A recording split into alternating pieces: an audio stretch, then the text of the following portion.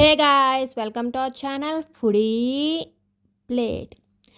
ఈరోజు మీకు ఈ వీడియోలో అయితే ఆనపకాయ పచ్చడి ఎలా చేసుకోవాలో చూపించబోతున్నామండి. కానీ ఆనపకాయ పచ్చడిలోనే different types of vegetables add చేశారు. ఆ వెజిటేబుల్స్ ఏంటి, ఎలా చేశారు అని తెలుసుకోవాలంటే మొత్తం వీడియో స్కిప్ చేయకుండా లాస్ట్ వరకు చూసేయండి. ఫస్ట్ అయితే టమాటో కట్ చేసుకుంటున్నామండి. ఈ పచ్చడికి కావాల్సిన వెజిటేబుల్స్ అన్నీ కట్ చేసి పెట్టుకుంటున్నాము. ఫస్ట్ టమాటోస్ కట్ చేసుకున్నాం. తర్వాత మెయిన్ ఇంగ్రీడియంట్ ఆనపకాయ కదా, ఆనపకాయ కూడా కట్ చేసేసుకుంటున్నాము. మీ ఇంట్లో ఆనపకాయ ఉందనుకోండి, ఏం చేస్తారు? ఒకటే పెద్ద ఆనపకాయ ఉంటే కనుక మొత్తం కర్రీ ఆర్ పులుసు అలా పెట్టుకోలేము కాబట్టి సగం ఆనపకాయల పచ్చడి, ఇంకో సగం ఆనపకాయ మీకు ఇష్టం వచ్చింది పులుసు ఆర్ కర్రీ చేసుకోండి నెక్స్ట్ టైం. మా ఇంట్లో అయితే అలాగే చేస్తారు. మీ ఇంట్లో కూడా అంతేనా? అది కూడా కింద కామెంట్ సెక్షన్లో చెప్పండి. ఆనపకాయ తొక్క కూడా కొంచెం తీసేసి, మొత్తం తీయాల్సిన అవసరం లేదండి, ఏమన్నా బాగోకపోతే తీసేసి ముక్కల కింద కట్ చేసేసుకోండి.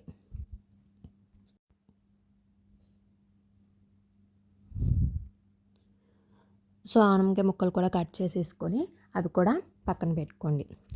నెక్స్ట్ అయితే క్యారెట్ వేసుకుంటున్నామండి. మీరు రోటి పచ్చడిలో క్యారెట్ వేసుకుంటారా? అందరూ వేసుకోరనుకుంటా. మా ఇంట్లో కూడా మా అమ్మగారు అయితే వేయరు అంతలాగా. ఈ రెసిపీ అయితే మా మేనత్త చేశారు, ఆవిడైతే వేశారు. హెల్తీ కదా, ఎందులో కావాలంటే అందులో ఎంత వీలైతే అంత ఇంక్లూడ్ చేసుకుంటే మనకు కూడా మంచిది. క్యారెట్ కూడా వేసేసారు.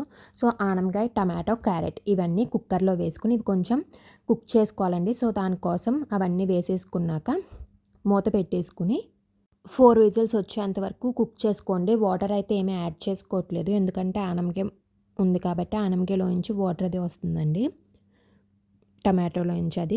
వాటర్ అయితే ఏమీ యాడ్ చేసుకోలేదు. 4 విజిల్స్ వచ్చాక చూసారా ఇంకా వాటర్ ఉన్నాయి. మనకి వాటర్ మొత్తం ఇంకిపోవాలండి. దానికోసం మళ్ళీ స్టవ్ ఆన్ చేసుకుని మళ్ళీ పెట్టి ఆ వాటర్ మొత్తం ఇంకిపోయేంత వరకు మళ్ళీ కుక్ చేసుకోండి. మనకి మొత్తం వాటర్ అంతా పోవాలి. కొంచెంసేపు కుక్ చేసుకున్నాక వాటర్ మొత్తం ఇంకిపోయినాయండి, వాటర్ మొత్తం పోయాయి కాబట్టి ఇప్పుడు ఇవి పక్కన పెట్టేసుకోండి.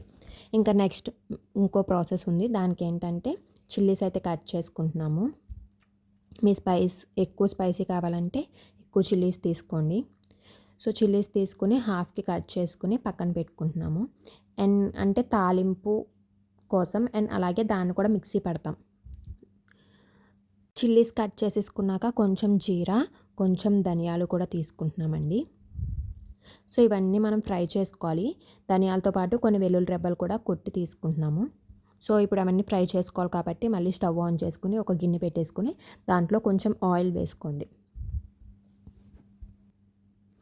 ఆయిల్ కొంచెం హీట్ అయ్యాక ఇందాక మనం పక్కన పెట్టుకున్నాం కదా, జీలకర్ర, పచ్చిమిరపకాయలు, వెల్లుల్లి రెబ్బలు, ధనియాలు అండ్ వాటితో పాటు కొన్ని వేరుశనగలు కూడా వేసుకున్నామండి. అవన్నీ ఆయిల్లో వేసుకుని ఫ్రై చేసుకోండి. మనకి పీనట్స్ లైట్ బ్రౌనిష్ కలర్ వచ్చేంత వరకు అయితే ఫ్రై చేసుకోవాలండి.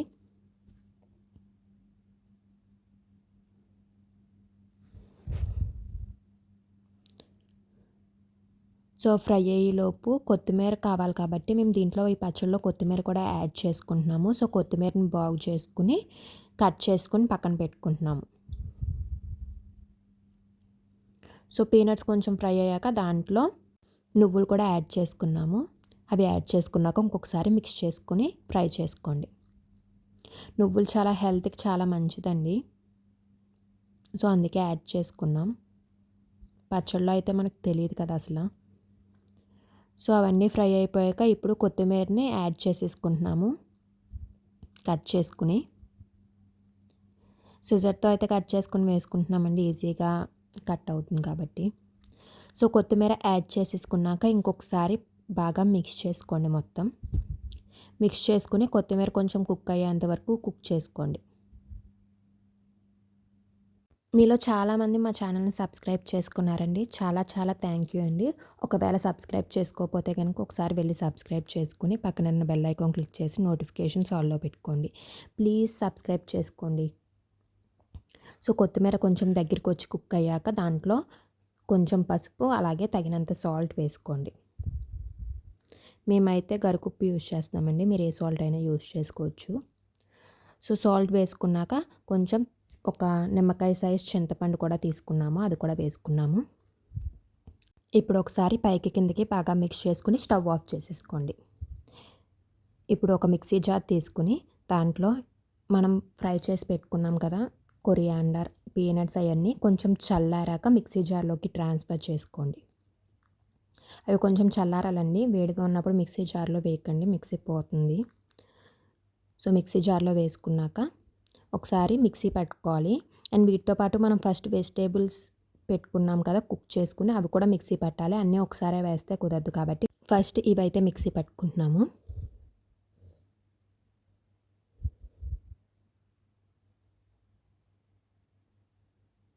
సో ఒకసారి మళ్ళీ స్పూన్తో చేత్తో మిక్స్ చేసుకుంటూ మిక్సీ అయితే పట్టుకోండి. అప్పుడు మొత్తం అంతా మిక్సీ పేస్ట్ కింద రెడీ అవుతుంది. సో ఇది రోట్లో కూడా చేసుకోవచ్చండి మిక్సీ బదులు. రోట్లో చేసుకుంటే ఇంకా టేస్టీగా వస్తాయి ఏంటో మరి. సో ఇప్పుడు ఇది మిక్సీ పట్టుకున్నాక దీంట్లో వెజిటేబుల్స్ కుక్ చేసుకున్నాం కదా అవి కూడా కొంచెం కొంచెం వేసుకుని మిక్సీ పట్టేసుకోండి.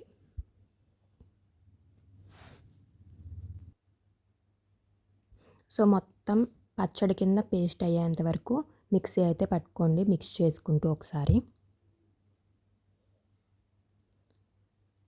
సో చూసారుగా కొన్ని పీసెస్ అవ్వలేదు, అందుకే మిక్స్ చేసుకుంటూ పట్టుకోండి అని చెప్పేది. మొత్తం పచ్చడి కింద పేస్ట్ అయిపోయాక మనకైతే పచ్చడి రెడీ అయిపోయిందండి. మీరు కావాలి అనుకుంటే దీంట్లోకి తాలింపు కూడా వేసుకోవచ్చు. మేమైతే వేసుకోలేదు ఇంకా, ఎందుకంటే ఆల్రెడీ ఇందాక జీలకర్ర అవన్నీ వేసుకున్నాం, టేస్ట్కి సరిపోతుంది కాబట్టి. మీకు ఇంకా అట్రాక్టివ్గా ఉండాలి అనుకుంటే మళ్ళీ తాలింపు వేసుకోండి. అండ్ పచ్చడి మొత్తం రెడీ అయిపోయాక ఒకసారి సాల్ట్ చూసుకోండి, ఏమన్నా పడుతుందేమో. పడుతుంది అనుకుంటే ఇప్పుడు వేసుకుని ఇంకొకసారి మిక్సీ పట్టుకోండి. అంతే అండి, టేస్టీ ఆనపకాయ పచ్చడి అయితే రెడీ అయిపోయింది. మీరు కూడా ఒకసారి ట్రై చేసి ఎలా వచ్చిందో కింద కామెంట్ సెక్షన్లో చెప్పండి. ఇది మనకి రైస్లోకి బాగుంటుంది, అలాగే ఇడ్లీ దోశ బ్రేక్ఫాస్ట్లోకి కూడా బాగుంటుంది. ఈ వీడియో కనుక మీకు నచ్చినట్లయితే లైక్ చేయండి, అలాగే మీ ఫ్రెండ్స్ అండ్ ఫ్యామిలీతో షేర్ చేసుకోండి. Thank you for watching. See you in the next video with a new recipe.